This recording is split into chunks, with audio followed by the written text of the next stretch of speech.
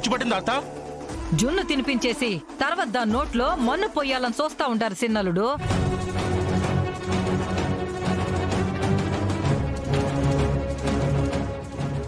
నిజంగా ఈవిడికి పిచ్చి అనుకుంటా. మా వదిన అలా ఎందుకు చేస్తుంది? ఎందుకంటే మీ అన్నయ్యకి ఇష్టం లేకుండా మీ చెల్లిని ఇక్కడికి తీసుకొచ్చుండవని.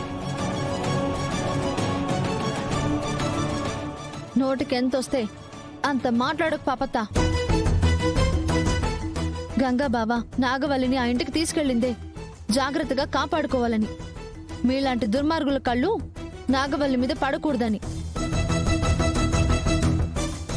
అలాంటిది ప్రాణానికి ప్రాణంగా చూసుకుని మా ఆయన తన చెల్లెలికి ఎలా కీడు తలపెడతాడు?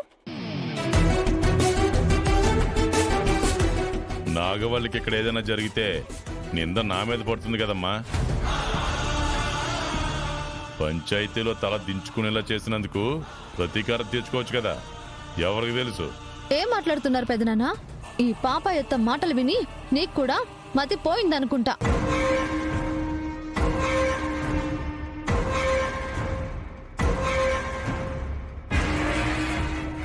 మేము నాగవల్లి విషయంలో అలా ఎందుకు చేస్తాం? నమ్మడానికి లేదమ్మా. సెల్లులంటే ప్రాణమైన వాడు. మరి సెల్లిని చూడడానికి ఎందుకు రాలేదు? అలా అని మమ్మల్ని అనుమానిస్తారా? ఇప్పుడు అర్థమవుతుంది పెదనాన్న, మీరే ఏదో ప్లాన్ చేసి ఇలా మాట్లాడుతున్నారు. ఇందులో ప్లాను గట్రా ఏమీ లేదమ్మా. నాగవల్లి ఇంట్లో ఉంది, ఈ ఇంటి కూడా తినాలా. మేం గతిలేనోళ్ళేం కాదు కదా. నాగవల్లి కోరింది చేసి పెట్టడానికి పనివాళ్ళు కూడా ఉండరు. ఇన్ని సౌకర్యాలుండగా మీరిక్కడికి ఇవన్నీ తీసుకొస్తుండారంటే ఒకటే మమ్మల్ని అవమానించడానికి అయినా అయి ఉండాలి, రెండు నా చెల్లి చెప్పినట్టు మమ్మల్ని ఇరికించడానికి ఏదైనా ప్లాన్ అయినా అయి ఉండాలి.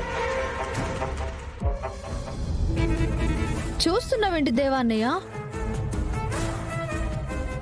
గంగాబాబు గురించి ఎలా మాట్లాడుతున్నారో అర్థమవుతుందా? చూస్తున్నా శివ, మొత్తం అర్థమైంది. ఈరోజు మా నాన్న మా పాపత్త మిమ్మల్ని అవమానించి ఇంటి నుంచి పంపించాలని నిర్ణయించుకున్నారని చాలా క్లియర్గా అర్థమవుతుంది. ఇన్ని రోజులు వాళ్ళకి వత్తాసు పలికింది చాలు పెద్దలుడు. ఇకనైనా నువ్వు కళ్ళు తెరువు.